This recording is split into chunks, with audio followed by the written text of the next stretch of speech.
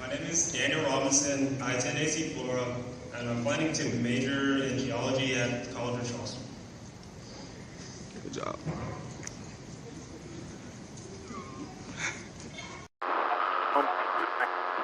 Government officials insist that this... That BNC Live has been following from the beginning. A father continues his mission to find out what happened to his son. Daniel Robinson vanished in the Buckeye Desert. Daniel Robinson went missing in the Buckeye Desert. Urgent plea from a father who has scoured the vast Arizona desert himself. 4-year-old Daniel Robinson, and this is a very, very odd mystery. Daniel Robinson disappeared on June 23rd in the far West Valley. His parents, David and Melissa, need our help. I'm David Robinson, the father of geologist Daniel Robinson. His name, Daniel Robinson.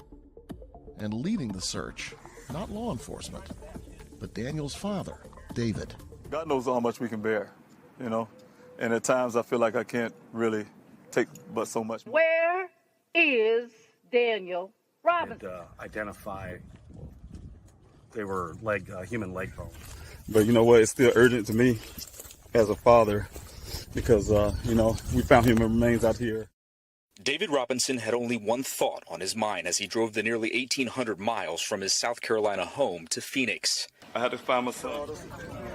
I also want to thank the volunteers that come out here every weekend, volunteering their time. And, without these special people behind me, I wouldn't have a search.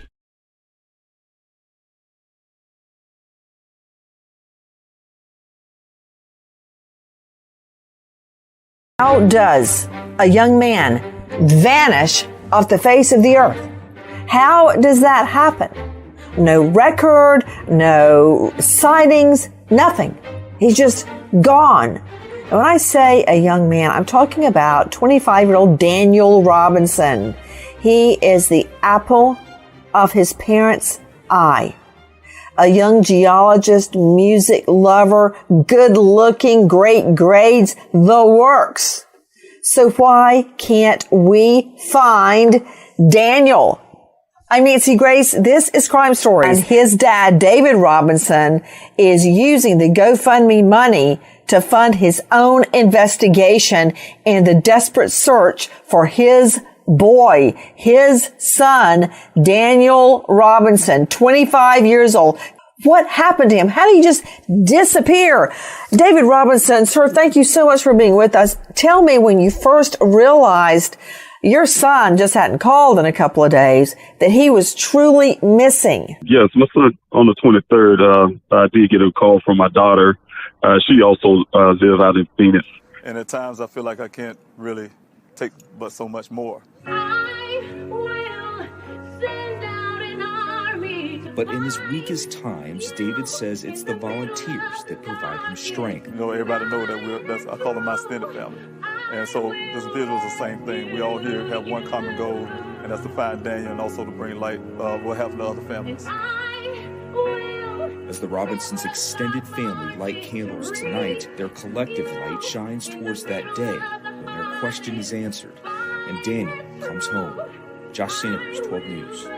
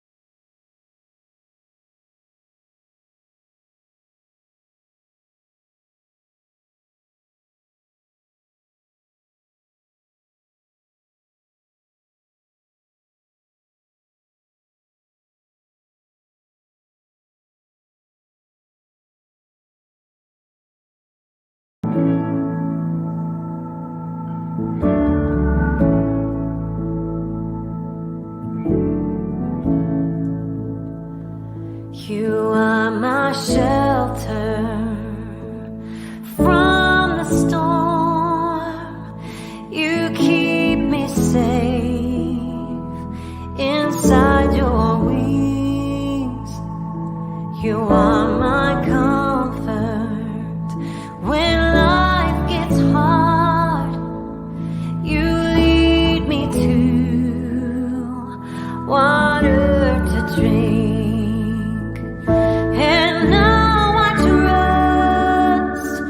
Your gentle hand, even when I can't understand, I know your voice. I'm not afraid, walking with me at the same pace.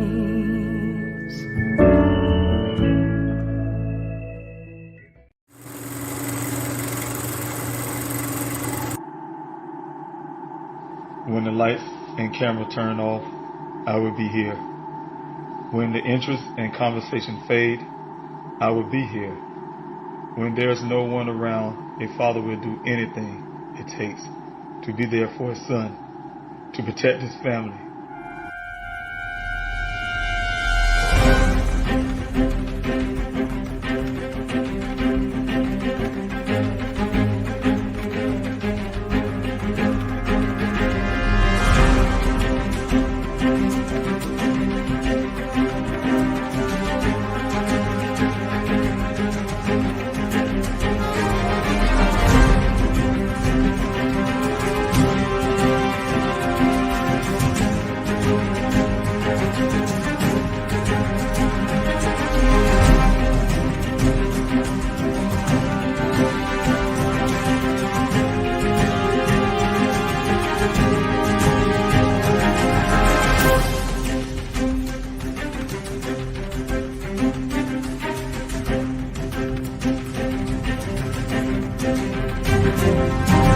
Daniel Robinson went missing 4 months ago. This is the last photo his family has of him. He's a 24-year-old geologist, last seen leaving his job site in Buckeye, Arizona. As the Gabby Petito homicide case garners national attention, another young person has been missing for nearly 3 months, and his family is desperate to find him.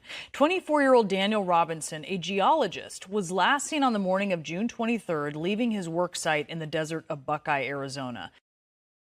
David Robinson had only one thought on his mind as he drove the nearly 1,800 miles from his South Carolina home to Phoenix. I had to find my son. And I'm still not giving up. Thank you guys for coming in this evening to Q&A. I'm David Robinson, the father of geologist Daniel Robinson. I just want to tell you, first of all, for taking your time out to show your support to the channel. I'm here doing this Q&A to answer any questions for you guys who may have questions about my son's case. Of course, you get know my son's case went semi-nationally. There's a lot of interest in my son's case, so I want to be able to be here to answer some of those questions. My son, Daniel Robinson, is a geologist that graduated from the College of Charleston in Charleston, South Carolina. From there, he came out here to Phoenix, Arizona to expand his career and his horizons. He landed his first job with Matrix New World, also called Matrix Southwest Groundwater. His job with that company is a field geologist and also called a hydrogeologist. What Daniel do is go out to various well sites all over Arizona to check the viability of those wells. He is a scientist. His job is to do that, see if those wells can produce at least 100 years of water. That's one thing that's required by law here in Arizona. Also, they check the viability of wells, of checking those rock settlements and things that's coming out of the well. He's a geologist. He's a rock person. So really grateful for what Daniel do. His job is very important to a community, a new community that coming in. Daniel, on June the 23rd last year, was doing just that. He got his work assignment, and once from that work assignment, he had 2 well sites to go to that morning. One at 7 early in that morning. The other one was out there at Sun Valley Parkway. I want to give you guys a little glimpse of the timeline. Can you watch this?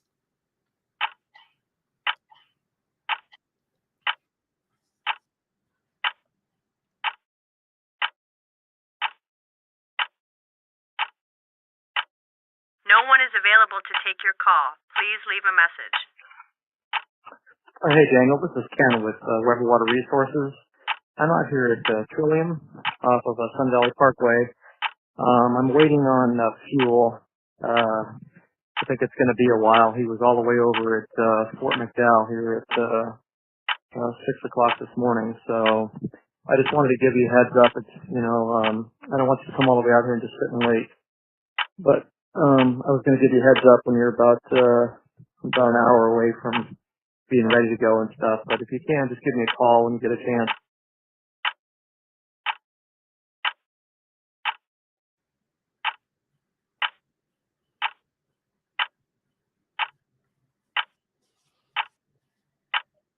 No one is available to take your call. Please leave a message.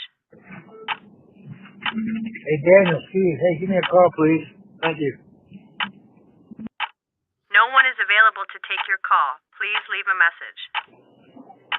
Hey, Daniel, this is Roger. I know that work is trying to get hold of you, but I'm less concerned about them than I am about you. Can you call back? Let me know what's going on. If I need to pick you up somewhere or whatever, just give me a holler. I'll make sure you're okay. So I'll talk to you later. Thanks.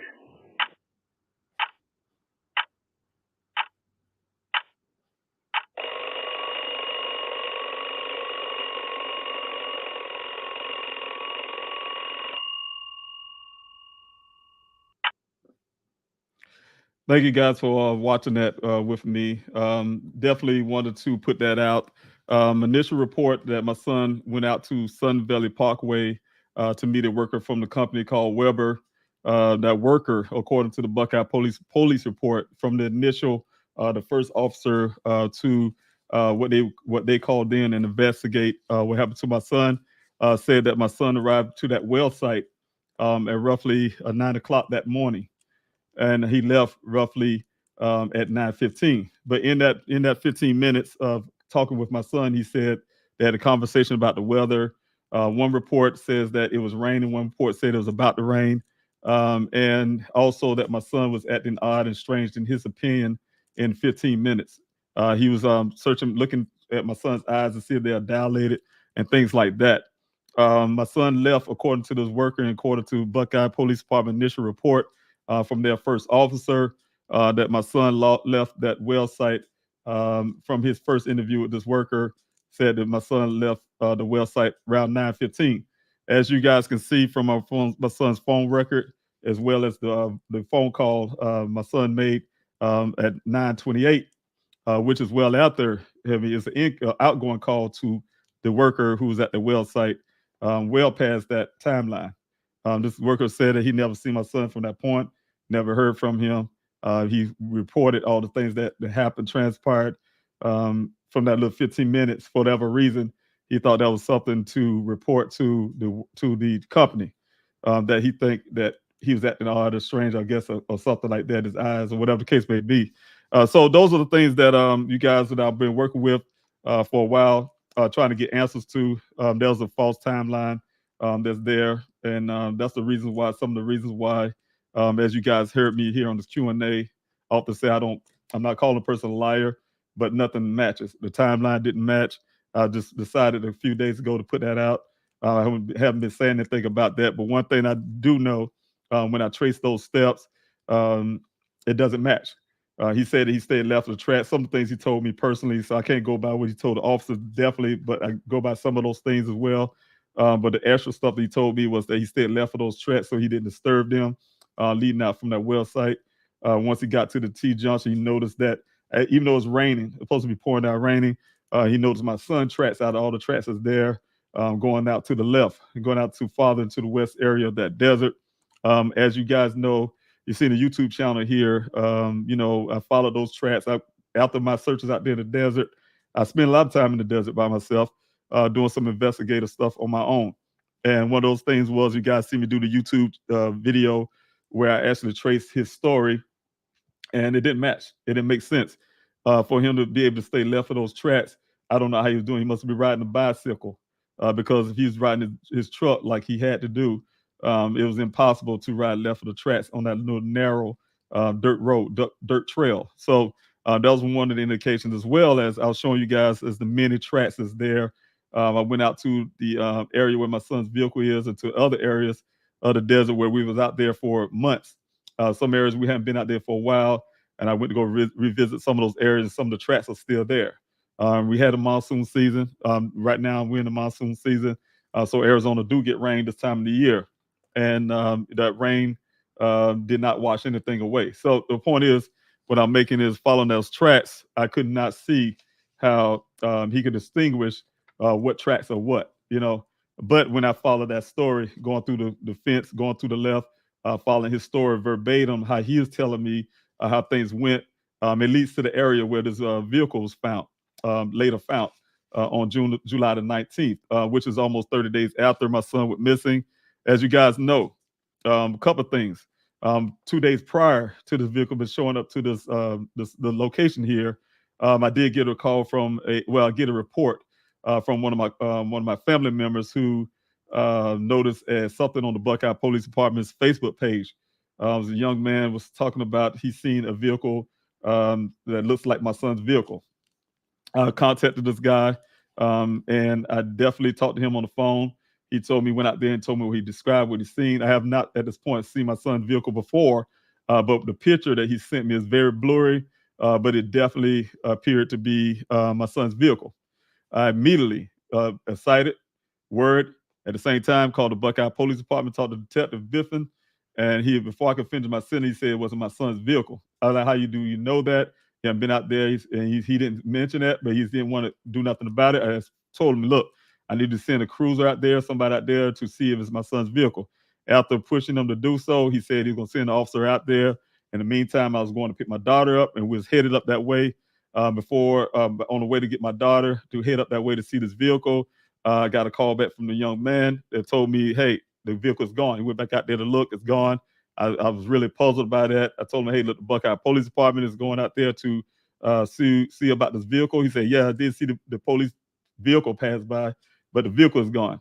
I immediately called back to the detective, tried to find out who towed the vehicle away. To this date, they would not give me the answer to that question, have not given me the answer to that question. But lo and behold, 2 days later, after when I was alerted, the vehicle was right there in the desert, which was actually a day later because it was on the 19th, the vehicle was found, but I was alerted 2 days later that my son's vehicle was out here in this ravine. Of course, I went to the Buckeye Police Department, who at first some information you guys need to know as well. The rancher's testimony is that while he was at the scene, he was the reporting person. The vehicle wasn't there 2 to 3 days prior to July the 19th because, and he explained the reasons why he was out there tracking his cattle. His cattle often go down this ravine here. That's one of the leading ways they go to a corral that's south of this ravine, and the ravine here goes southward and it goes downhill, and those cattle come through there. And that's the reason why he came there twice. On the second attempt on the 19th, the vehicle was there. He thought it was strange about the vehicle being there. It looked like it's just happened. Him and another workers, he said, was out yelling for this person because they thought it just happened. It looked so fresh. And also he described that, of course, after a while, he noticed that no one was there, but he did notice it must be the vehicle they was looking for. They heard on the local news. He reported that to the Buckeye Police Department. We asked him for the tag number. They gave him the tag number, and they said, yes, it's a vehicle they looked for. They say 2 hours later, they showed up to the scene. And from that point, this is how some of the stories you guys know about. Like I said, the rancher himself saying that the vehicle wasn't there 2 to 3 days prior. Like I said, the vehicle is ironically a vehicle that removed from the area of a Broadway area as happened to be also a vehicle that showed up in the desert. So the vehicle wasn't there. The vehicle wasn't there at the time. You guys, that this whole story, the whole narrative been pushed to make sure this vehicle is here. But like I said, from the own rancher's testimony itself, the vehicle wasn't there. And that's the thing that we have to realize. And also we can verify that by the Buckeye Police Department searches themselves. They say they did a Phoenix Firebird helicopter search over the same exact area on almost 3 days after my son was missing, the Phoenix Police Department. So I'm assuming that Buckeye saying they must have missed it. I guess because of brush it, but I doubt it. If I talked to the Phoenix Police Department, I bet you they would tell me they were very thorough in their search. So Buckeye was putting it out that maybe it wasn't as thorough on their search because they couldn't find this vehicle that's sitting in plain view. The brush is not that high. You guys, what I will be doing is sharing some of those photos with you, and you can see the area from a drone view, and you can see how low the terrain and how you can see that vehicle from a high depth that the drone went to. First of all, the second search came almost 2 weeks later on July the 9th by Civil Air Patrol that they use for this area, and they haven't seen the vehicle there. So the vehicle wasn't there. The bottom line is the vehicle wasn't there. To even match that even farther, to get physical evidence, and those are things that just from searches, but the physical evidence came from my private investigator, who was also an accident reconstructionist. He definitely laid out all the hard physical evidence there. The two impressions on the windshield indicating somebody was beating the windshield in on both sides. The damage did not match the terrain, as well as the red transfer paint that is on the side of the passenger side of the vehicle. There's nothing in the desert, and we out there. There's nothing in the desert that's red. We did check with the tow company. There's no red vehicles in that tow company. Easy towing, and so nothing out there is red. First of all, and the other part is the data that the Buckeye Police Department pulled from the black box data. They turned over to my investigator because they told him they didn't have an investigation. It's over. Their investigation is over. They even gave me a partial report, and then they gave me a final report because their investigation was over. They told me they have no more leads to follow. I have some paperwork that I'm going to show you guys as well. That they put on their Facebook page. They said they had no more leads to follow, and this case is over. So they gave me everything. They gave my son to back that up. They gave my son's vehicle, like I said, on the 20th. Told me if I didn't get out of there, they would have it towed out of there, and I had to pay storage fees. Being that I needed 3 more days because I didn't know anything about Phoenix, Arizona, I pretty much begged the officer in emotional state for him to keep that vehicle for at least 3 days. so I can find the lien holders, the persons who own the vehicle that Daniel's making the payments to, and see if what they're going to do with it, or have it, told out it somewhere on my own, try to figure out how to do this thing, because I'm not from Phoenix. He agreed to do that. And then I called back later to have them put a tarp on the vehicle, because I was afraid. It's like I said, it's around this time of the year. I'm afraid that it's going to rain on the vehicle. And so I want to make sure that it was covered. In the meantime, I did secure through sources a meeting with the chief of police at the time, his entire staff, and that was within those 3 days of them holding my vehicle, my son's vehicle. And we, in that meeting, as you know, the strangers, when I found out, under recorded, and also had a witness there, there was no forensics done on the scene. I asked them why. They said because they didn't see any blood in the vehicle, didn't see with their eyes in the blood in the vehicle. I asked them as well, how did they know my son was even driving the vehicle? Well, the smart reaction they gave to me is his vehicle is obviously driving. That wasn't satisfactory to me. I demanded fingerprinting. I demanded some kind of fingerprint. Y'all didn't do it on the scene. I demanded something. Give me some fingerprinting. They agreed to do that. They agreed to hold the vehicle for another few days to do the fingerprinting. But in the meantime, when I got the meeting, like I said, they gave me a partial report. And then they also promised, Chief Hall promised to give me the full report, because they're done. Once the detective finalized the report, they would give it to me, which they did on the flash drive. The second thing, while I was in a meeting as well, before I could walk out, get out of there and take off, the detective put me to the side. Where you parked at? I told him where I parked. He came around with his truck and gave me everything that belongs to my son in evidence bags marked for safekeeping. And what I didn't realize at the time, I didn't have an private investigator time, but the way things happened, I know I needed one. I didn't accept everything I heard in that meeting. So I decided to get a private investigator to assist me for a second opinion. But when I got the private investigator, I handed everything over the exact way they gave it to me. To my private investigator, he explained to me that bags that's marked for safekeeping from a police world, meaning that they don't see anything happening with your son.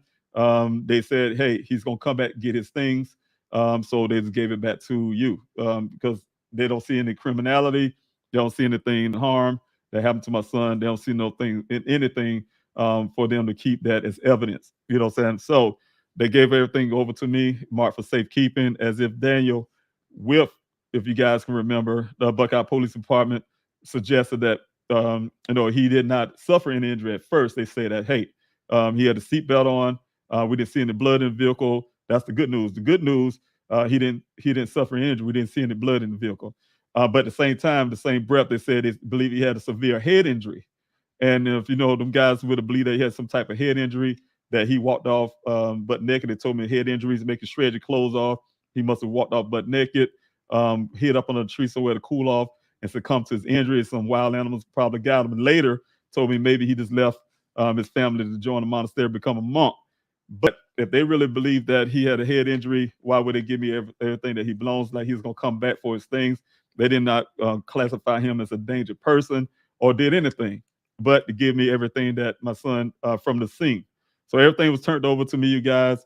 And I've been working since trying to get forensics work done on these things, only because one of the biggest parts is I'm not even sure that's my son's clothing. I do know the vehicle was planted there. I do know that all the stuff do not match. There was 11 additional miles on the vehicle after the first initial crash. There was 46 initial cycles after the crash.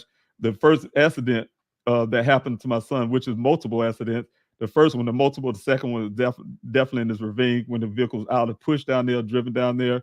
But the first initial crash happened around 1 o'clock. Supposedly, a few hours after this worker said he last seen my son. So some of those things you got to think about, you guys, when I have to deal with that for an entire year. Been struggling at the same time of trying to do desert searches. And I had to do those desert searches out there doing over 40 some weeks of searches and over 30 some thousand acres of land out there with volunteers. I had to cover all that stuff because, that's the last known location, what was told to me at the time, as well as I had to do an investigation, as well as I had to do things like this, do interviews, and as well as trying to push my son's story out. So there's a lot of moving parts I've been doing for an entire year. It's been over a year, and I'm continuing to do so. Of course, because of resources and stuff. At the beginning, I was able to do a whole lot of those things. Because of resources now, I'm starting to narrow some of those things down. But one of the biggest points I'm doing right now is fighting. I'm still fighting for Daniel to try to get the law enforcement, any agencies outside of the Buckeye. Outside, they say they want some outside agencies in Buckeye. They need to reach out to these outside agencies and give my son's case over to one of these agencies that I'm asking them to do, and give it to these agencies that I'm trying to work with to get those forensic work done, to get some of those things. Who else? So some of those agencies that are going to take my son's case seriously and find out what happened to my son. Because, like I said, I don't have all the resources in the world to continue something over a year. You have some cases like the well-known cases where they spend millions of dollars just to find people, millions of dollars to find people. And here it is. I'm here, a volunteer from Volunteers Help. Here as a father trying to find my son with the resources that I have and doing everything I can to make sure that happens. But I'm here today to do the Q&A, and I'm glad you guys came along to support. First, I want to start off by saying, if you guys can, please hit that like and share, subscribe button if you can, because that really helps the algorithms keep this channel going. I definitely have to keep this story alive. I definitely have to keep my son's story out there to reach that person who may know something, that person who may say something, who may finally say something. So I definitely need you guys to continue to do that to grow this channel. Also, I don't want you guys to forget about a day of remembrance. As you know, my team and I came up with a day of remembrance. The team that I have now, we also produced the candlelit visual, as you guys can remember. One of the things is based on all of us, the whole team itself, very passionate and helping others, other families, as well as they was helping my family, volunteers. So as well as myself, I've been doing this for, like I said, a year. In my doing out there in the desert, I was able to, and some of the interviews I was able to reach out to hear from families who are going through similar situations. Very painful. It was very painful for me and my family. The efforts that had to go out there in the desert to try to get help and not getting it, and then decided to have to do it myself. Very painful. And I don't want to see other families going through that kind of pain. Reaching out to various nonprofit organizations, various law enforcement agencies, and then turned out you have to do a lot of things yourself. So trying to be able to give back to those people who gave to me. You guys have given so much of yourself, like I say, your time, your efforts, your money, your attention. So I really definitely appreciative of that always. And so I wanted to be able to give back. And the Daniel Robinson Foundation is also one thing, as well as a day of remembrance. So if you guys want to come out here to support on September the 10th, a day of remembrance, I really, really, really appreciate that. I know the families who's going to be there as well will really appreciate that you come out for support. Also, but if you're a family who have a missing loved one and you want to highlight your loved one's story and you want a spot at the day of remembrance on September the 10th, please, by all means, hit us up on Please Help Find Daniel at yahoo.com. Please help find Daniel at yahoo.com and let us know. And that way we can help you make sure you have a spot to be able to give out your flyers, meet other family members, and then take advantage of some of the resources that's out there.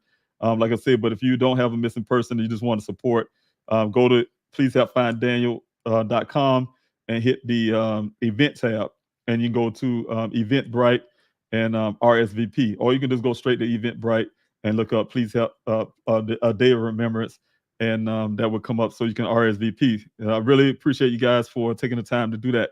Also, just wanted to say real quick before I get into the Q&A and the questions, definitely if you guys want to help with the flyer distributions, go to pleasehelpfinddaniel.yahoo.com and give us your information. We'll get those flyers out to you, or you can go to pleasehelpfinddaniel.com and hit the PDF tab. You can print them out yourself, as well as if you guys want to be an ambassador just for your city to get those flyers out. Please join me tomorrow evening for the volunteer ambassador program that I have there. If you want to volunteer, it's on the bottom of the screen there, and you can come to the Zoom meeting I have tomorrow evening at 5 o'clock. So that's Arizona time, 5 o'clock, 8 o'clock East Coast time. You can join me on the Zoom. The Zoom link to the Zoom meeting will be on pleasehelpfinddaniel.com on the front page. Right up under the video, you'll see that Zoom link to join in. So you can join in with me tomorrow. I really, really appreciate that as well. I just want to tell everybody thank you again for being here this evening on this Q&A. Definitely want to try to reach out to most of you. If you have any questions, please put the word question there before your question, question mark, capital letter Q, something like that, where I can see it as I'm coming down the comment section. I know this has been a long start. I started off with a big introduction. I kind of started late today. I had a meeting. I want to give a shout out to Mr. Dean, also Mr. Robert Dean from Dateline, from coming in town. Him and I, we had a great lunch there. So I'm really grateful that he came out and have a talk with me. So I just wanted to say that to him if you're watching. But thank you so much for coming in town to speak. All right, and thank you, Tracy, for being here this evening on this Q&A as well. Thank you for Mary for being here. Cha-Cha, thank you for being here as well. Sue, thank you so much for being here. Thank you also, Mary. Hugs to you as well. Thank you for being here. Thank you, Rona, for being here. And thank hello to you. Thank you also, Rachel, for being here this evening. And let's see who we got. Roni 4, missing person. Thank you so much. And hello to you. Oh, yes. Matter of fact, if you want to, and I see you have a miss, I don't know if that's your loved one, but if it is, you want to share your story, please hit me up on pleasehelpfinddanny@yahoo.com. And, let us know that you want to be on this Q&A. You can share your story here if you like. Saying the doors are open for you. Thank you so much for being here on this Q&A as well. All right. Thank you again, Mary Flynn. Thank you, Carolyn, for being here. I really appreciate you. Thank you so much for all that you do on the flyer distribution, as well as being out there in that desert with me, and also being a fellow soldier, a military soldier. Thank you so much for serving your country. I really appreciate you as well. And for being here and supporting this evening. Much love to you as well. Thank you, T and Wildflower, for being here. Thank you for your prayers. I really appreciate it. Jacob, Brooklyn, Michelle, for being here. If you guys have any questions, please, by all means, put your questions here. I'm definitely willing to answer as much as I can. Thank you, L. Siebert. If I say your name correctly, I apologize, but thank you so much. I am here in Phoenix. Thank you so much for joining me. So, yes, thank you so much for being here as well. Thank you to Tia. Thank you so much. If I say your name wrong, I apologize again. But thank you so much for letting everybody know that. Hit that like, share, and subscribe, because I really need the story to get out there. I really need this channel to go out there. It can help others as well. So you guys can help me with that. If you're new here, please hit that like, share, and subscribe. Also, Shiro's Nation, thank you so much for being here. And thank you for everything you do. I really appreciate it. I really appreciate it. So I'm trying to read your messages at the same time. So thank you so much for being here. All right. And I'm definitely coming down this comment section. And if you guys have a question, please, by all means, ask your question. I'm here to answer some of those I can. Thank you, Sophia, for all that you do. And thank you so much for moderating and being in the chats and moderating. I really appreciate you getting that information out in the chats. Thank you, Don, for being here. Thank you. Thank you, Tub883. Thanks so much for being here as well. All right. Thank you, Sophia, for putting us out for everybody. If you want to sign a petition, we're at 119,303 voices. If you guys want to put your voice there as well, please go to pleasehelpfinddanny.com and hit that petition tab, sign the petition tab, and put your voices there. If you have multiple email addresses, you can do it multiple times. I just see it as you have your voices amplified. So definitely, by all means, go up there and put that, because we definitely be using that pretty soon. And I definitely need you to continue to put your voices to those petitions. Also, if you want to donate, you can go to pleasehelpfinddanny.com and hit the donate tab as well. I need all the help I can get to remain here in Arizona as well, and to continue my fight for Daniel. So if you guys can help, I really truly appreciate that as well. If you live in a different city and you want to help in everything we're doing here, and I say I have a team as well. You can volunteer in other ways. You can sign that tab and go to pleasehelpfinddanny.com and hit that tab. None search volunteer, sign up, and you definitely can put your skill sets there. We definitely would be needing that with this everything that's going on with the upcoming everything we're doing. So this whole, I'm looking at the screen real quick, you guys. I think I'm having a little technical difficulties. I do see some of the bars for this Q&A going down. So that's why you hear me stuttering off. But definitely, yeah, if you hit the please help the volunteer in other ways sign up sheet, and go ahead and sign and put your skill sets there. You definitely can utilize that, because we have the foundation, Daniel Robinson Foundation. We'll be needing some people, as well as my efforts here to continue to fight for my son. So definitely, no matter where you're at, you can go in there and put your skill sets there. We can utilize that. So definitely help living life. Thank you so much. And if I'm still showing some kind of pausing, that's something to do with the StreamYard app that I'm using. I can't see the signal bar keep going down and then go back up. So probably have a little slowdown so you guys see any kind of pause and stuff like that. That's the reason why. But still hang in there with me. But thank you, Living Life. I really appreciate it. I really appreciate you definitely coming out to this Q&A. I have some thoughts about what you said, but I'm gonna keep that for now, and we'll talk about that some other time. But thank you so much for being here, also in this Q&A. Thank you, Barry, for being here as well, and everything you do, moderating, as well as being part of the board and team member. I really appreciate it as well. So you guys have any questions, I am coming down the comment section, and I'm looking for any questions that you may have. Again, Sophia put this up here for the Day of Remembrance.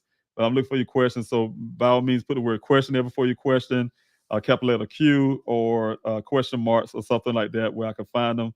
Now we'll be looking at, I do see one here from Pamela. And thank you, Pamela, for your question for this evening's Q&A.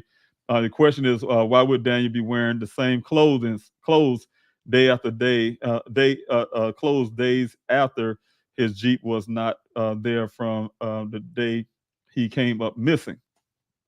And, there's a lot of, at first, before I knew better, and I say before I knew better because I didn't know information at the time when that vehicle showed up. One of the things was told to me that we was trying to find out if Daniel had any change of clothes. And so we didn't see any evidence of that.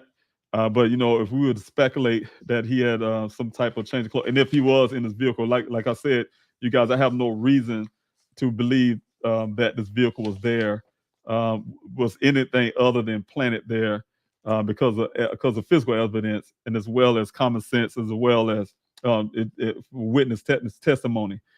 So it's impossible for me to continue those kind of narratives as Daniel was somehow at this crash site. So that's one of the things I find it hard to continue, and I've been doing that for a whole entire year, you guys, trying to get answers to what really happened, and keeping my mouth shut about some of the things I did find out and know about. But now, like I said, because of law enforcement not doing so much to help, and it's been over a year, I am forced to start kind of putting some things out. So you guys, that I really believe and know the things I have. So one of those things is I cannot go back and feel like Daniel was at this crash site. Other outside of, and also not and knowing that the clothing there may possibly not even be his clothing, for instance. So those type things I have to definitely just put it out there. So when you ask the question about the clothes being wearing the same clothing the days after the Jeep was not there to the day that it came up. Yeah, I can't really answer that question on that because, yeah, like I said, my change of thought, my thought always been the same, but it's just that I'm able to publicly say some certain things now. And so one of those things is, yes, whatever happened to my son's clothing, and I believe, was put there as well, if that's his clothing, these his clothes on the ground as well. So definitely have to think about that as well. So as of the question, I really don't have an answer from the clothing because of everything I do know. But from the old narrative, it was one time ago said that was given to me that he possibly had a change of clothes, but there was no evidence of that. And one of the things I said would kind of dismiss that theory is with a person, you kind of put yourself in the shoes. If you had a change of clothes, first of all, if you had a head injury, and they say you're so out of it. I have never known a person who's out of something with a severe head injury put a clothes in a pile, neatly in a pile, even though it's not folded or anything like that, but neatly in a pile. The other thing is, why would you take off your underwear just to put a change of clothes in your socks?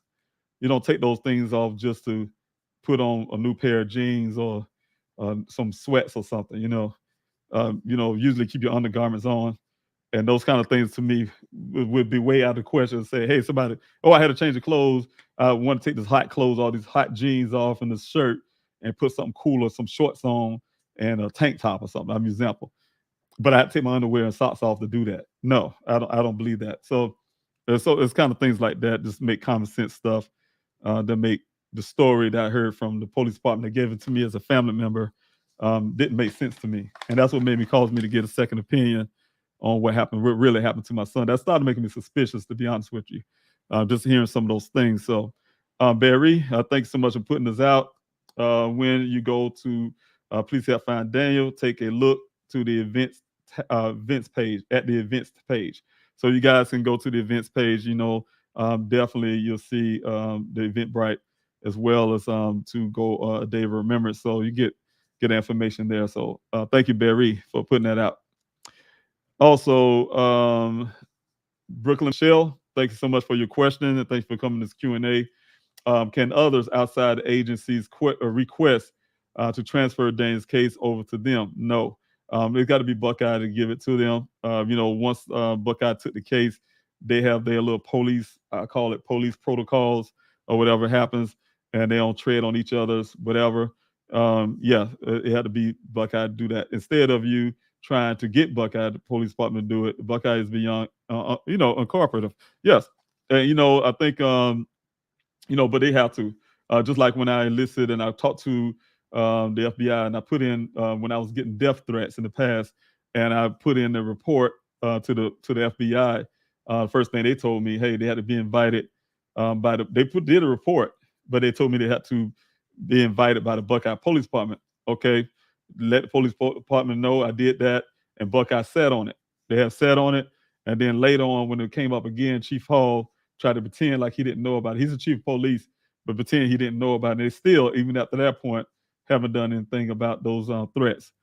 So some of those things, just the way policing is. Like I told you guys this morning, my view when it comes to policing, a lot of times that blue shield of silence and things like that weighs more than morale or being, blood and doing things right. They'll put that first before anything else. So that's the problems I have when it comes to some things with law enforcement. I have those problems. They tread on light ground with each other. No police want to police the police, that type stuff. So it's really hard when you have a missing person. I think, some of those things that go out the window if it happened to be one of their children. They happen, God forbid it ever happened to their children. One of these officers happen to have a missing child in the same manner my son. You'll see all those same little things I'm going through, it go right out the window. They'll find ways to, first of all, they would never call it just a missing person. They would call it some type of criminal case if this would have happened. If it was one of the officers or anything like that. So all that blue stuff, silent stuff, and they see another, if it was one of their children in another jurisdiction and the department was doing some of the things that's happening here, another department, they would have went all out of the way to make sure they got that case taken away or whatever the case may be from the department or go in there and find out what happened to their child. So it's a different story. It just depends on the situation and the persons, in my opinion. So thank you for your question, Brooklyn Michelle. If you guys have any more questions, please don't mind. Don't worry about asking. Please ask them if you had some this morning. Those I could have missed this morning. If you have them, if you're here this evening, please ask those questions as well. We'll be coming down the comment section still. Look for those questions. I do have one here. I'll still be looking for those questions as well. And I really appreciate you guys asking them. Osley, thank you so much. Van Man, thanks so much for being here off the YouTube side. How many square miles roughly have been searched from the area of the car site? I have to look at that again. Everything going on my mind. I just know we did over 30-some thousand acres out there. And I have to look at that again to get those numbers. I don't have it offhand right now. And what was the search area before the car was found? The search area before the car was found, everything was based on the well site. As you know, I didn't have the information at the time I have now. I was just told, hey, the worker said my son drove off from that well site. So that's the first thing I did. My first initial search It was at that around that well site area, going out there to see if we could find Daniel's vehicle around that well site area. Of course, I went to the well site itself to stand just listen to the story. I stand in different spots at that well site. Once I got there at that well site, really, my heart was racing. Got out that vehicle, started standing there, trying to see what my son was thinking at the moment he was at that well site. I was looking around. All I saw was the brush, the bushes and things like that, shrubberies. And I was trying to figure out what this guy said. My son was staring off in the desert. I'm like, what? He couldn't even see the desert from any place I was standing on around that well. Only thing I could see is the White Tank Mountains ridge, the mountain tops, but I could not see any desert terrain. So I'll try to figure out. That's one of the things, as well as just try to search that area. I found out it was kind of still kind of flowing just a tad. The Wagoner Wash area that's very close to that well site. So we had a lot of searches. All the searches were based on that well site in that area. We did what we call group searches. I've had people go out in groups to different little spots, different little grids, and just kind of hike. Wasn't no organized line searches and things at the time. We're just going out there searching for any clues, try to find his vehicle, find him, trying to do a rescue mission. So that's what the first searches before the vehicle showed up was based on. It was just based on rescue and find out. And there's also continue when the vehicle showed up, because definitely thinking he was down and probably got stuck in some mine shaft or something. And then we wanted to find out where he was located. So thanks so much for that question. I have a question here from Brittany Grider. Thank you so much for being here this evening. Is there something proactive that we, the community, can do on a day of remembrance to support your family, like mass call to Tempe Police Department or to the FBI and Daniel's case? You can do all of that above. Those calls are very important. The letters are very important. Signing a petition is very important. As well as yes, definitely as a community, definitely want to try to. If you guys know anybody who may need be able to utilize a day of remembrance, for instance, tell them about it. Let them know, hey, look, get in touch with the Robinson, get in touch with Mr. Robinson and the team, and on please help find Daniel at yahoo.com. And we'd love to have them out. We'd love to have them share their family story. I would love to meet them and share the story and make sure their story getting out as well. This thing's bigger than me and my family. We're not the only one. It's not unique to what's happening to my family. So we don't want to be able to make sure other families, be able to get the resources and help they need as well. So you guys can, if you can, Brittany, anybody who listening, if you know anybody who have missing loved ones in their family, and want to be a part of a day of remembrance, please reach out to us so we can help you reserve your area spot where you're going to be and things like that. So we want you a part of it. We want you to get those resources. We want you to get that word out. And if you guys also don't forget, also Brittany, that you can also let those families know if they want to be on this Q&A and want to talk about their family, loved ones, their story, they can reach me in the same way, same manner. Please help find Daniel at yahoo.com. And, hey, definitely would like to have you on the show. But like I said, everything else from the community, the support, to be out there. If you don't have a missing loved one, definitely come out and support the families. Like I said, this RSVP, the Eventbrite, please, a day of remembrance, Eventbrite, a day of remembrance, or you can go to pleasehhelpfinddaniel.com and go under the events tab, and definitely you'll see the Eventbrite come up and you can RSVP, and that help. That really, we need the numbers. The numbers really help. So thank you so much, Brittany. All right, and thank you, Pamela, for your question. Has the fuel man that was to deliver fuel from Fort McDowell that morning was running late to the well site? Question: I do not know. And that was a question that came up this morning. And he said, did he have a red truck? I do not know. And the thing that came up that this morning was the same thing, Pamela. And I don't know what my investigator asked. I do know Buckeye didn't ask. They didn't put in their report. I'm sure, like I told y'all this morning, I wouldn't be surprised they're going to put it in it now, because they're hearing us talking and they say, oh, yeah, we did talk to this, whatever, that type deal. So, and then they listen to the Q&A and they start adding, in my opinion, things to their report. They supplement in the report, what they call it, and some things that would kind of match some stuff that I say, hey, they didn't do this right here, and then it all of a sudden magically did it. So that's some of the things, in my opinion, that happens. But as in, as in delivery guy. I don't know anybody. I don't have no indication. My investigator didn't say anything about the fuel truck guy. He didn't say anything as if he even know anything about the fuel truck guy. You got to understand. There was two investigations that I know of. It's my investigation and also my private investigator, his investigation. And so I try to get what I got from him, and as well as what I have on my own to put what I know what happened. As in with Buckeye, they told me they didn't have an investigation. They told him they didn't have no investigation. So I'm always saying they never had an investigation outside of when they first said they was out looking for Daniel, Officer Cruz, the one that said that the worker said, hey, it was 9 o'clock, roughly 9 o'clock, and roughly 9:15. Right there, the day got to the well site and he left, roughly 9:15. That type deal. That's when I heard the word investigating. But there wasn't much of an investigative done after that point. Of course, after that night, they didn't go out there looking for him. Had to get my auntie to force them to put a helicopter out there somehow. And that was almost 3 days after he went missing. And so, there was no investigation going on.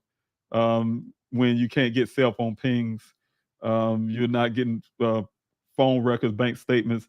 You're looking at my cell phone and saying you work with the family, get these. Sitting in an interrogation room that we were. As far as I know, nobody else but me and my daughter was in an interrogation room at the Buckeye Police Department, and answering questions. So that type deal. So I haven't seen any proof of any kind of investigation other than words on a piece of paper. Saying, "Oh, we've been here, we called these people, we did this, blah blah, so and so, so and so." I mean, a lot of stuff you can do from a desk. I did a lot of stuff sitting on right here on my cell phone. So. I haven't physically seen any real investigative stuff done. This from the pictures I've seen that they put up, they gave me, there was no crime scene tape around this area canvassing this scene, this crime scene. When my son's vehicle was found, there was none of that. Any forensics markers on the ground in their pictures and things like that. They didn't do any forensics work. So how's there's investigation when you're not doing anything to invest? You're not investigating. You gave me everything to investigate on. That type stuff. So there's a lot of that. But as in the fuel guy, no, I do not know what color truck it is, or if it was really a full fuel truck or not. I don't know. I don't know. They're just a phone call, just say anything. I don't know what all that is, but there's some things that will be found out sooner than later. As well as Amy Price, thanks so much for your question. Have they checked the footage from the girl's house to see if Daniel went to her place that morning? And that's the thing. You don't see that in the report. The girl said she saw him through her Ring camera or whatever camera she had. It's funny because Daniel told me about some camera, and when he went to go retrieve his canopy, and so all of the stuff they have they even do that, like I said, pull her cameras. I bet you they're gonna start saying it now that we're talking about on Q&A. But I wonder why they didn't do that. According to the report, the final report they gave me, it wasn't done. According to all that kind of stuff, we don't still know who the second female that my son said was there that night with both of them. We don't know who the other female is. She's a secret. That type of stuff. And she wasn't no child. My son told me that part. So the thing is, it's a lot to that story as well. So we're still gonna dig into that one as well. You guys and I have a lot of answers to that as well. I'm just waiting right now. Still, I told you guys I'm gonna have something different this evening. I was unable to do that. I'm still waiting on my attorney to be able to tell me some things as well. So, all right, and so thank you so much for your question as well. I agree with you. Yeah, there should have been some camera footage or something going on from her house. Why didn't pull that camera? Why didn't pull the phone from her and look at get those evidence and stuff like that from her phone, other than allow her to upload her own information up to their police report. And that was before Daniel's phone was found, you guys, before the vehicle showed up. So you guys got to understand that they didn't even wait to see what's on Daniel's phone or not to go ahead and update this latest story. All right, here we go here. question here from PM Channel. Thank you so much for being here this evening with your question. Did Daniel complete his assignment at the first well site at 7 a.m.? I was told that he did, and I don't know what those assignments were. Well, I'll take that back. I don't know if he completed those assignments or not. All I know is that I was told that he went to that first well site, and then I look at the conversations that was going on between him and his work, his job. I would assume that those conversations had something to do with his job that he was doing at that first well site, because there was some back and forth phone calls between him and his job that early in the morning, the 7 o'clock range.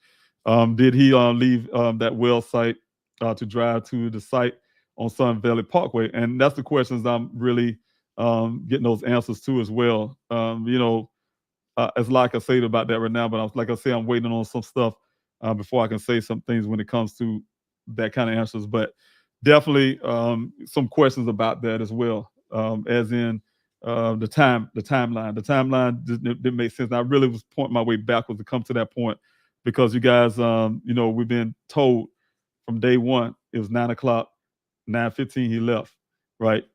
And so it's something I had to keep saying over and over again in Q&A. You know how painful that is when I know it was a false timeline once I found out information, and just had to keep doing it until I get some more answers to other things. And so I do have those answers to other things. I just got to know how to release those things as well. All right, so definitely want to keep that down for that for now. If you guys have any more questions, definitely, just like PM did here, put the word question there first, question mark, or some capital letter Q, something like that. That definitely would help. It would definitely help me as I'm coming down the comment section. Also, thank you, Barry, for putting this down. Say his name, Daniel Robinson, hashtag Daniel Robinson. I really appreciate that. Mary Flynn for following suit on that. I really appreciate that. Keep those hashtags and things like that going. And thank you, T and Wildflower, for doing the same. Thank you, Sophia, for doing the same. I see you guys are putting that up there. I really appreciate it, guys. If you're putting those hashtags there, I really appreciate it so much. That really helped as well. That helped the algorithms as well. You put it on your social media accounts. I really appreciate that. So thank you so much. I'm just seeing it over and over again. Thank you guys for doing that. I really appreciate that. Also, ex-Navy girl, thank you for your question. Again, coming to the Q&A this evening.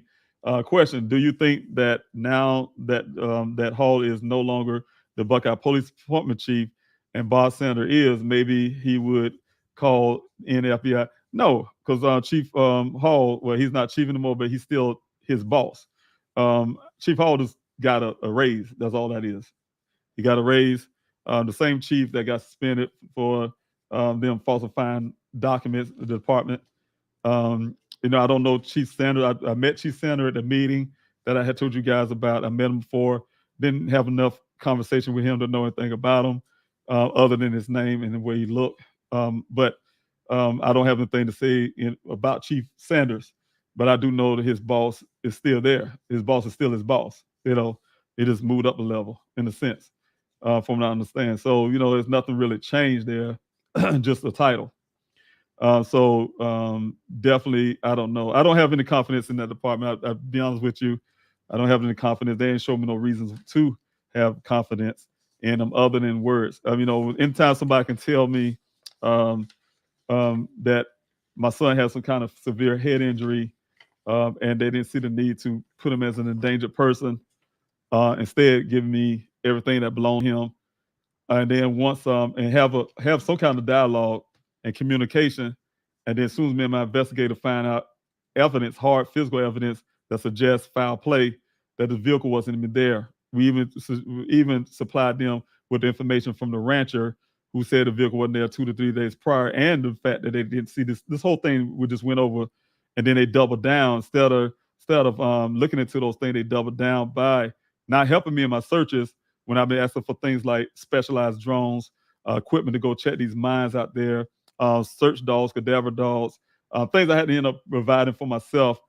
They take the same money they could have done that to help me out there in the searches, decided to get their own private investigator, who is also an accident reconstructionist, to put my son's vehicle there, regardless if it wasn't there. Try to put it there anyway. They had this guy who never seen my son's vehicle. I have that vehicle in secure location. Never seen that vehicle, never touched it, never smelled it, never nothing. Never seen my son's clothing, never seen the red transfer paint, never did any kind of analysis on that vehicle at all outside of third-party stuff.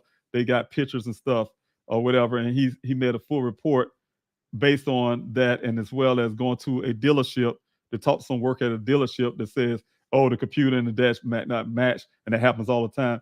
They would not go to, they didn't go to the manufacturers and ask them that because they knew what the answer would be on that. It does matches all the time. And the thing is, so those type deals, the deal is, a problem. There's a problem for me, and that's, to me, that's disrespectful. It was disrespectful to my intelligence. It's disrespectful to my family, and I didn't like that. So, like I said, I don't have any confidence in that department. It is too much. It's too much that me and my family had to go through, especially myself, standing in the gap for my family. I'm the one on the ground, and I'm the one that had to deal with what I call the BS that comes out of, I think sometimes people think you're not smart enough or intelligent enough that they can just do anything, and then you just roll with it. I'm not a person that just because you wear a badge and you have a gun and some shirt that say police, that I'm just going to automatically accept your word for things. I question you. I ask questions. I make sure that you're doing your job. That's what you get paid for. You get our tax dollars for. And I ask those questions. This is my son that's missing, and I have the right to ask those questions. I have the right to make sure they're doing their job, doing exactly what they say. I'm not the person to sit home, for instance. I know I'm on a different subject, Navy girl, but I'm not the person that sit home and would have been in South Carolina calling the Buckeye Police Department every day. What y'all got today? And the man got his legs up on the desk and say, I'm out here now looking for your son, and we ain't got nothing. And I just accept that. No, I'm not that person. I'm a hands-on person. I'm military. I'm a father, and I'm a hands-on person. I make sure if you say you're gonna do something, we need to do this. We need to do it. And as I say, we need to do it. So, and when they shut down on me, that was a shutdown in my face. I had officers talking to my search coordinator without even talking to me, saying things like that. So it was a lot of disrespect to me, a lot of disrespect to my family, a lot of disrespect from the whole Buckeye city managers to mayor, you name it. Nobody reached out to me. And despite all the stuff, the efforts I've been doing out there, families finally got closures because of my searches. None of them reach out to any kind of, I'm sorry this happened to your son, anything like that. So now I have no respect. I don't have no trust and all that kind of stuff. I lost that. And when a person loses that kind of stuff, the best thing the police department can do is do the right thing and hand that case over to where it belongs. So that's what I'm asking them to do. And they don't even want to do that. So that's a problem I'm having right now as well. All right. So no, definitely, I think it's all in one and the same. It's just different titles swapped out. All right. So thank you so much, Daryl, for being here this morning. I hope I said your name correct. And thank you so much for being here on the YouTube. And thank you for your question. Sorry if you already answered this, and I don't mind answering again. So I'm gonna say that up front. It's definitely, I don't know if you've been here before, but definitely that's what this channel is for. It's for people who want to have interest in this case. Those who come out here regularly, they hear some of the same things over and over again. That's the whole point. I have to keep putting some of those things out, and people come in, and if you're new, ask these questions. They have to be asked, and people have to have these answers. So try to answer all that I can answer. So that's never something. If you ask them multiple times, I don't mind answering them multiple times. So were you able to get phone pings that coordinated with the timeline? No. Do you know where he was when the messages were being left? No, I do not. And, I'm going to go by some of the stuff I can't put out there because it's text messages. But what I can tell is that my opinion, from what I'm understanding from at 9:28, that last message was actually Daniel still asking for, was calling because he didn't respond. He didn't respond after 8 o'clock when Daniel asked send a text, hey, look, where's the place? He didn't respond. Then he called again. Then he get a response. Then he called again, and that happened to be 9:28. So some of those things just don't match up. So you guys can kind of put two and two together. But as in the coordinates and the pings, the reason why I haven't gotten pings is because of the Buckeye Police Department. The cell phone companies definitely wouldn't give it to me and the family. The Buckeye Police Department saying that I seen one part of a report that say, "Oh, we got ping, but the phone didn't have no signal or some crap like that."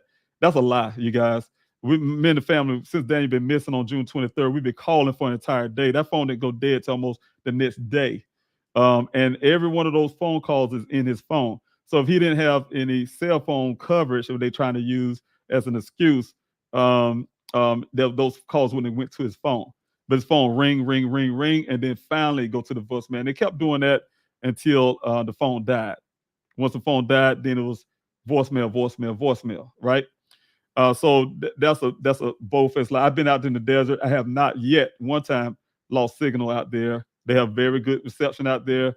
I have not once. I have some people, depends on what your phone service is, who have spotty signal, but they didn't lose all signal. You might have some spotty little spots here and there, but Daniel's phone was definitely ringing.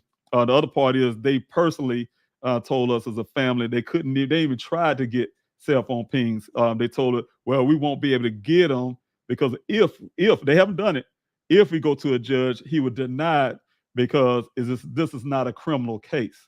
And that's what they told us. And they didn't even try to get some type of cell phone ping. So that's what I'm saying. You guys, you read things in these reports and it sounds very striking, very good for the department, but those are just words to me. When you're on the ground, you actually have to hear the things. You actually know the real truths to things that were said to me personally, the things I have recorded myself, the records I kept. So, those things do not match that report either. So, that's why I have a problem with you guys when y'all hear me say, hey, this is in the report. And to me, that's a new report. Yeah. Some things that they probably heard on the Q&A. I say, yeah, it's probably in the new report, but I have the final report, unredacted final report that they gave me. And none of that stuff matches up. I end up doing this one live one time, which I'm going to do on here as well. Run the new report up against the original report, and you can see that paragraphs change, wordings change, sentences change, and everything's always into some kind of favor thing. So that offended me as well, and I just stopped reading the new report. So anything they put in a new report, I don't know is there or not because I don't read them, and I can be honest with that because the only thing it does is make me angry when I know the truth, and I can see things being molded to a certain way. All right. So definitely, and you say, do we know when where he was when he left those messages? I wish I knew.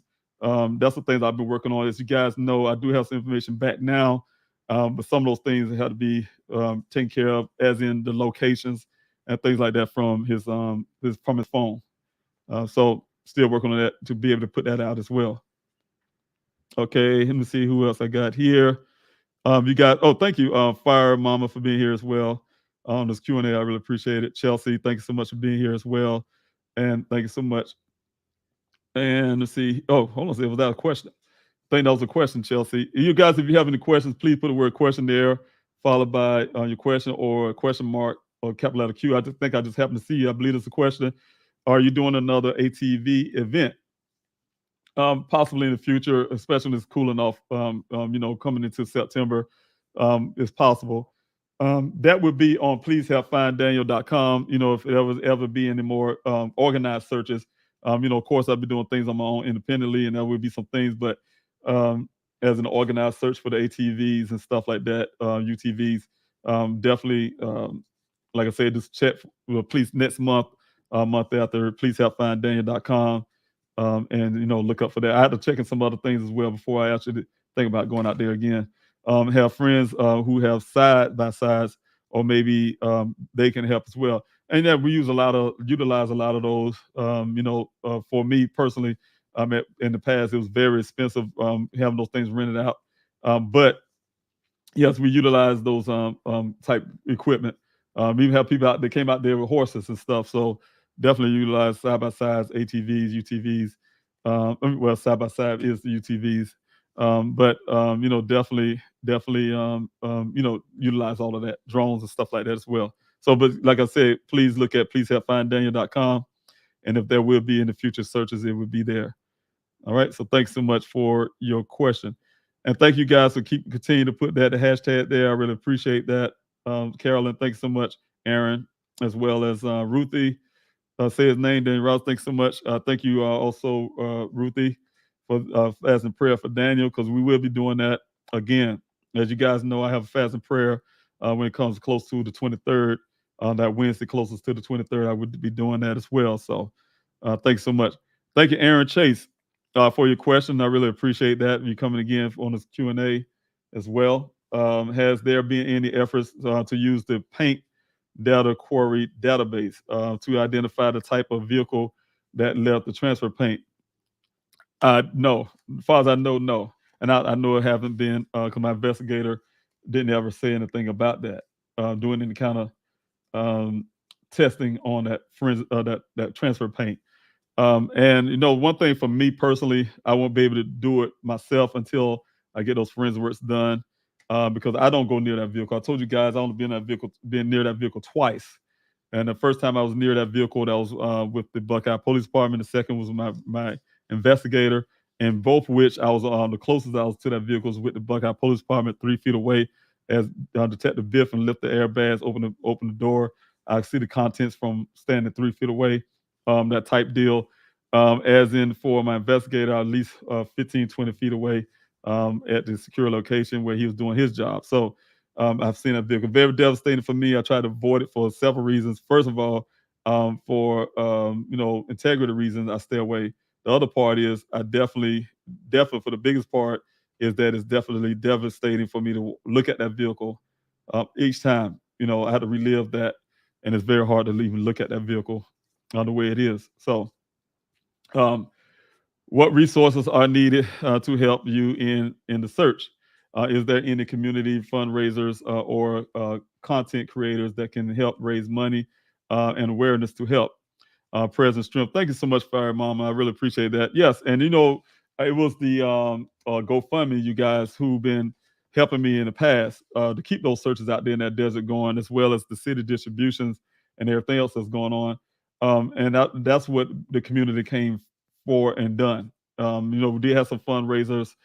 Some of the content creators on YouTube, Miss Q and John Q had a fundraiser, as well as Gisela K from Grizzly True Crime. She had the merch line for me to do some fundraisers as well. As well as I have the GoFundMe for fundraising to help me fund everything I'm doing here. So definitely with that. Still have the GoFundMe, but as in having some kind of event for fundraising, no, I do not have that currently. Right now, I'm been focusing more on trying to get law enforcement, other agencies to help me out in this situation. So a lot of my focus is on being on that area, and as well as the foundation. So definitely look out for that, and I really appreciate that. But if anybody do want to donate, they still can go to pleasehelpfinddaniel.com under the donation tab, and that help. As in for the searches, and that's one of the reasons why the searches have been on pause for a while. Some of that also because of the summer heat. Last year, this time we was out there in that heat, 118 degrees. Some days it reached, and was out there. It was a rescue mission, and people 200 deep out there with me volunteering to help because is urgent now, but it's more so urgent at the time mentally. Hey, we're out there trying to rescue Daniel, over time beats a lot of that stuff into reality. And the reality is Daniel's not walking around that desert for an entire year, for instance, butt naked, without resources and surviving. So if he was out there somehow with this situation right here, there's a lot of ways I can say that. But if he's out there somehow, we definitely I want to make sure next time I have searches, the volunteers are safe. We don't need to put anybody in that very hot weather. So hopefully the next searches will come. You see it there on pleasehelpfinddaniel.com. Whenever I get those things going again, I definitely would need your help. I would need the community help as well. So definitely look out for that. I need all the help I can from the community. So I will be asking then when I start organizing and trying to get something like that going again. So thank you so much. I definitely thank you for your question as well. If anybody else have any more questions, just like Fire Mama did, you put a capital letter Q, question mark, or the word question, before your question, and that will help me find you as I'm coming down. I do see Aaron Chase. Thank you, Aaron, for your question here. Do you have an estimate on the total amount needed for forensics. And I've been asked that a lot. And one of the things was I had one item, and the way it was explained to me, each item, like the clothing, the shoes, everything is an item. It's like they don't say, hey, we got a bulk deal. Each item costs, right? And so to get like a ballpark figure is a guesstimation because I cannot get an answer from anybody how much it exactly would cost. First of all, I have a difficulty because I had to go through my private investigator, or you have to go through attorney, law enforcement, something like that, to most of these labs. But I'm working on that. I'm working on you guys trying to get that type stuff. I don't think I can just do a guesstimation, and I don't want to put a guesstimation out because I could be wrong. But I just know it's going to be very expensive. I was told, it's very high number, and is kind of very problematic for me mentally because just trying to make sure we have that to get all this stuff done. But I don't know. I don't have a guesstimation on it. I have a guesstimation, but it's not something I'm going to put out and say, oh, that's what I need. Until I can actually find that out. I don't know exactly. So definitely need it done though. I need to get it done, and I'm working on that in the background. You guys don't know half of the stuff that we have to do. When I say we, I have a team as well. And I say it over and over again. Things I have to do to try to see if I can get somebody else to get those forensics done. I get those forensics done that answer a lot of questions for me, and also hopefully those who I have to say it like this, it answers a lot of questions for me. So pray for me on that. Thank you so much, Aaron. I really appreciate it. I do have a question here from PM Channel. Thank you for your question on YouTube side of things. Would you consider litigation against the company Matrix New World for not providing a safe work environment? Understand if you cannot comment on this. Yes, I won't be able to comment on that. I definitely won't be able to comment on that. But you know what? I agree, saying it being very nice to know that anybody, saying I've said it before and I said it early this morning. One thing my family was concerned about is that, I did travel by car, 2,000 some miles up here, Arizona. And, my mind not thinking like that. If somebody say your child missing, your brain to tell you, you need to get there. So my mind wasn't at the time, but thinking like, hey, why is the job out there searching for them? I don't know. I'm looking at police, law enforcement as my help. That's what you do. The first thing I did is reach out to Tempe Police Department and, look, my son missing. This is the reason why. They asked me the question where he was last seen. I told them all I heard was this White Tank Mountain thing. They said, well, that's in the city called Buckeye. And that's when the first time I heard of Buckeye, but they told me I had to report there. So what I'm saying is I did talk to that company later, hindsight, once I got here. And like, you know what? And I thought, thinking about it, my family. Like, look, that's a worker. He's on the job's time, of course. And, I know I just told him from my point of view. My point of view, if that's my worker, my company, I go through heaven and hell to make sure I got the resources out there looking for that worker. Those answers would have been there. We had all kind of people out there, and they have a lot of pull. A major company in the city, or in the state of Arizona, and they could easily mobilize law enforcement and everybody else to go out there and look for my son. So I'm just gonna leave it at that point. But my thought is that definitely for me is a concern for my family as well. So thank you.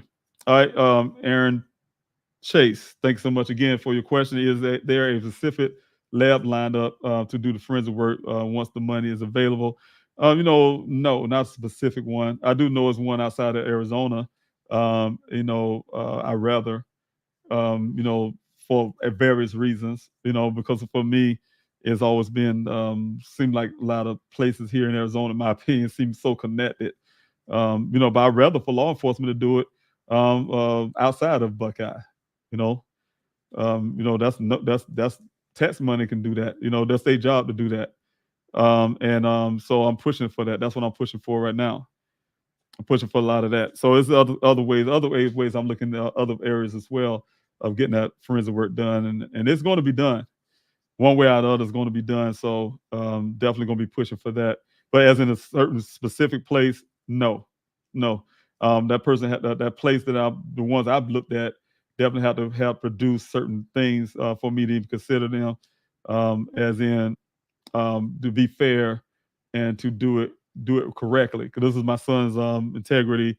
His justice need to be served. So definitely want to make sure it's done correctly, and they got to be the right place. So yeah, I'm definitely looking into that as well. I do have some names, but I have nothing specific that I would like. I have one I work with and one I really like to work with, but I don't know how expensive that would be. All right, I do have a question here from Amber Overton. Thank you so much. Any progress with trying to recover the deleted Instagram messages content? No, I haven't even gotten to a point of getting that fully done or anything done with that. So I don't know if it's possible. That's the whole thing is with that. But no, I don't have anything. I looked at the other day, his account the other day, and yeah, it's like I say, everything deleted off of there, and I don't know how or if that can be recreated or not. So thanks so much. All right, Pamela, thank you again. Question here: has flyers been put out at bars like Longhorn on Jack Rabbit Road in White Tanks and the other surrounding areas like Circle K on Jack Rabbit Road? Daniel's name and face needs to be plastered all over that area. I'm not familiar with those. Only thing I know, there's a I'm trying to think. I don't know about the Circle K. I don't know about, but I'm sure in those areas I can find those things as well. I've been out there a lot, trying to do my own investigation in that area. But I haven't seen Circle K. I have seen I'm trying to think of the name place, like a Family Dollars out that way, and just get those. But we do have some people that's passing out things into the community in terms of flyers. So that's part of the distribution efforts. The flyers being passed out to those homes and things like that out in Buckeye. So that's one of the efforts that's being done as well. And let's see, as in Circle K, the great gas station, no. The White Tanks, I don't know. I know the White Tanks Mountains. I don't know if that's what you're referring to. I don't know if you're saying a community in the White Tanks Mountain, but that whole area, definitely trying to get those flyers out to every place that we can. I would like to go myself personally and get some door-to-door stuff, but like I said, I have a team of people that actually went out. Some trying to do door hangers and things like that. So definitely getting those flyers out there, but I don't know exactly. I don't think they posted up on the wall. Maybe they are, maybe they're not. I'm not sure. So I don't want to say yes or no because it could be one of the volunteers have done it already or not. I'm not sure. But thank you so much, Pamela. All right. I have Tea and Wildflower. Oh, yes, question. Tea and Wildflowers. Thank you so much for your question. Can Tempe City Council influence the change of venue in Daniel's case? I do not know. I have been to the City Council meeting, and of course, the Tempe Police Department and also the council very open to just hearing the mayor, very open to hear what I have to say and things like the mayor, for instance, sat with me twice already and talked about some things. So yeah, I don't know what their power is and what they can and cannot do, but I do reach out to them. And the only reason why I reach out to Tempe is because my son is a resident of Tempe. He's one of their citizens. And so, just want to make sure they're just aware of what happened to my son. And if they can, if anything, do anything about it, yes, definitely always looking out for that, to do that. I go look at every avenue I can, as what I'm doing is going every avenue I can. I mean, literally every avenue that I can and look for those answers. All right, question from Kate. Thanks so much, Kate, for being here on this Q&A. Do you have any access to Daniel's emails? Yes, I do. I'm still looking for anything I can find from that as well. So yes, I do. Thanks so much for your question as well. Let's see here. If anybody have any more questions, thank you so much. If not, I really thank you guys for coming into this Q&A, and thank you. Thank you for being here. I do have a question from Aaron Chase, but thank you for being here. I really appreciate it. Taking your time out here this evening to be with me. All right. Okay. What town was Daniel apartment in? He is in Tempe. I'm sorry, I forgot. Yes, he's a resident of Tempe. Daniel's a resident of Tempe, Arizona, and that's Tempe. So, yeah, he's a resident of Tempe, and he was a former resident of Phoenix until he moved out there to Tempe. So, all right. Thank you so much, you guys. I think I don't see any more here. But I just want to also tell you guys until somebody will put another question before I finish this, I will answer. But don't forget the ways you can volunteer. Other ways tab you can volunteer as well. And just please, if you guys want to help me get those flyers out, join in with me tomorrow evening at 5:00 Arizona time, 8:00 East Coast time. And what I was trying to do is get some ambassadors to pass out these flyers in your city. Being in charge of getting those flyers out. If you guys want to hear the ins and out about that and know a little bit more about it, I've been pushing that really hard. Just come out to the meeting tomorrow evening at 5. And you know, the way to get on the Zoom link is to go to pleasehelpfinddaniel.com. It's right up under the video there. You'll see the Zoom link, and you click on that Zoom link and join in on the meeting. And I'll be there for 30 minutes to discuss that. And if you guys want to be a part, then I'll tell you how you can do that and how to reach out to me, and we can start that process. So you want to hear me out about it and the reasons why I have that program. You can come there and listen to me. So thanks so much. If you guys, thank you for the ones who have come already to the meeting last week and the week before. So thanks so much as well. Thank you, Dog Defender. Mr. Robinson, do you have anyone who can clone his phone? Is it well? The phone already been cloned by Buckeye. That's what I was told by the detective. They cloned the phone. I don't even know if that's legal, but they did it. I don't know that violated my son's civil rights without having. They said it's not a criminal case. I guess I'm glad they looking for his phone, but they could have kept the phone. That's the evidence there. I don't know about cloning. Is that something that should have been done instead of keeping the phone for evidence?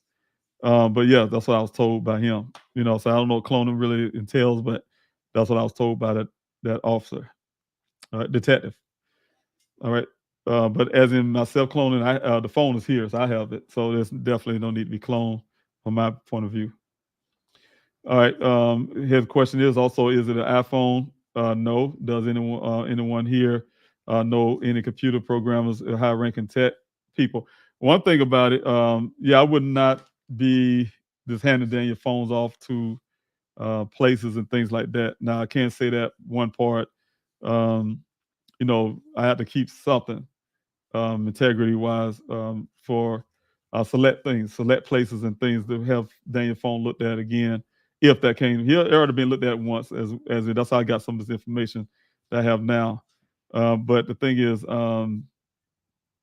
just to have just hand off anything in electronics, I should put it that way, because there's a second cell phone that need to be analyzed. So, to hand things off like that, no, I wouldn't be able to just do it to anybody who just reach out to me like that. I had to be real careful. That had to be vetted out as well, who I release stuff to. So to get help, I need the help. Don't get me wrong, but I have to be very cautious where I get the help from. So thank you so much for that question as well, and the offer. All right. So you guys have any more questions? Please, by all means, answer those questions. Team Wildflower, thanks so much for putting the hashtag there. Mary, for the hashtag as well. I am about to run out of time, so if you guys have any more questions, I definitely would like to answer them, but I want to also go through some of these, some of the items I want to talk about real quick. I do see a question here. Some of the items I want to talk about, and I'm going to put that up real quick. Like I said, the volunteer in other ways tab, the flyer tab again. You guys want to contact me, definitely put that number there, 803-200-7994, as well as pleasehelpfinddaniel@yahoo.com. You guys want to be able to help. So, and I want to tell you, thank you guys for coming out to support me here in this Q&A. I really appreciate that. I really, really appreciate it. I really definitely need that. Also, don't forget to please like and share, subscribe to this channel to help this YouTube channel grow. Definitely need you guys to do that. And if a person had that tip, don't forget that anonymous tip line. So definitely want you guys, or that person who knows something and actually sitting here and can just blow the whole thing, just make it, put an end to it, to verify some things as well. Just speak out and let me know. Just tell me, you know what I'm saying? Use an anonymous tip line, text the word tip to that number. Whatever you have to do, get a burner phone, whatever the case may be, just go ahead and bring it into this here. All right. Also, Mary, thanks for your question. Should we write a letter to Buckeye, or that makes things a little more difficult? I think, the community getting together and demanding them to change venue, to put my son's case where it need to be, where I would like to see it. Yes, that would help out a lot. If you guys can write those letters as well. Some of these other cities here in the state, near Phoenix and Tempe and some of the other ones, yeah, that'll help as well. If you can do that as well, I feel that would help somehow. Hey, look, I lost confidence, and hey, I need my son's case moved. So that type deal. All right. All right, here we go. Thank you. Don't forget to like, share, and subscribe to Daniel's Story. That really helps you guys if you can. Again. All right.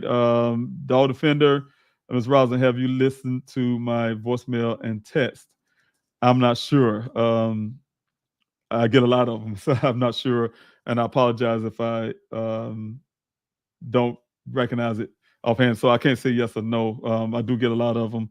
And I've seen Dolph. I see your title here, but I'm not sure if that's something you use when you left a message. But definitely probably have and probably haven't not. I'm not sure. But I get a lot, you guys. If you guys did leave messages and things like that, and it take me a while to get to them, I'm still working on it. I'm still working on it. I get messages and things all day, every day from different areas. I'm getting pulled for different directions. So sometimes it take a while to get to some of these things. But Dog Defender, if it's there, I would get to it. I would get to it, and if I didn't get to it already, I would get to it and definitely respond back. You say you sent me 2 voicemail and left information that I may want. I really appreciate that.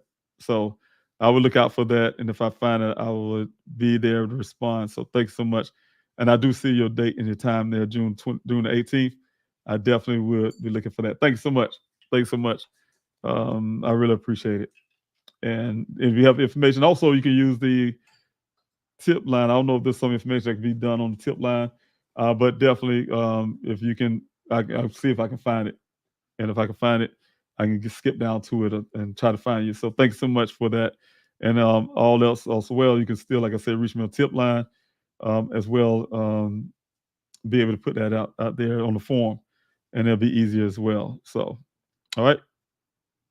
Yes, thank you for the text, man. So you say you give me a text for the head up, so I really, really appreciate that. And thank you guys for everything you have done. Like I said, everybody who come in to the Q&A, I really appreciate you guys for supporting and being here, being a part of here this Q&A because I can't do this channel, keep the channel going without you guys. So I really appreciate it. Rona, question here. David, is the other number that you had still working? You told me the 803-200-7994. Yes, it does. Like I said, guys, if you're leaving messages and things like that, it is taking a while. I get to them. People tell you I do get to them. It just takes a while at times. It takes a while. So, yes, if that's the number you're referring to, yes, it's still working. All right. Also, let's see if I have anything else. I think that's it. You guys, thank you so much for joining this Q&A this evening. I really appreciate you coming out here. I want to play that one clip I started off again, the timeline, and then I'll be going out of here from that point. So thanks so much again, like I said, for that. And, I definitely will see you on the next Q&A.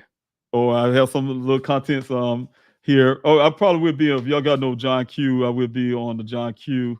I believe I think I told him, I think we got it for Friday. Friday evening, 5 o'clock this time here.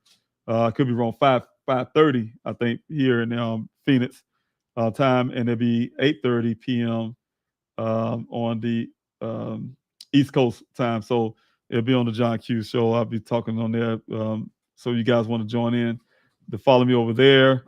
I will be over there. So like I say, on Friday, So you guys can come out and, show your support as well. I really appreciate it again. Definitely gonna play this video, this timeline thing again, and then I'll be going out of here. So thank you so much again. I appreciate it. Thank you for your time.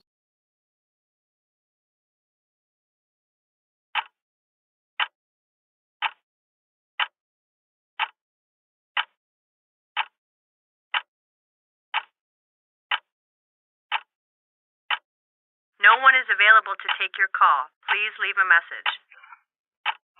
Hey, Daniel, this is Ken with Weber Water Resources. I'm out here at Trillium off of Sun Valley Parkway. I'm waiting on fuel.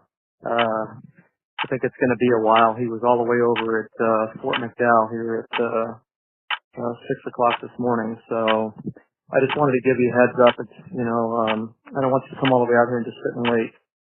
But I was going to give you a heads up when you're about an hour away from being ready to go and stuff. But if you can, just give me a call when you get a chance.